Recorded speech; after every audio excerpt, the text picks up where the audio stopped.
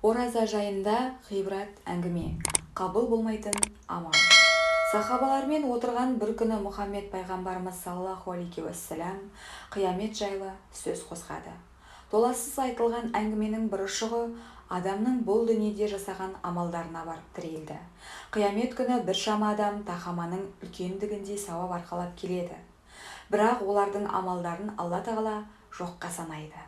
Бұны естігенде бойын үрей билеген Сәлім Құзафа: «Уа Алланың құрметті елшісі, әке-шешем жолыңа құрбан болсын, олардың қандай адамдар екенін айтпас па екенсіз?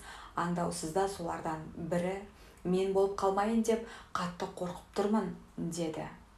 Сонда пайғамбарымыз оған: «Әй Сәлім, олар ел қатарлы ораза ұстайды, намаз да оқиды, алайда харамға тап келгенде жаратушыдан қорықпайды. Міне Алла тағала осындайлардың амалын қабылдамайды» деді.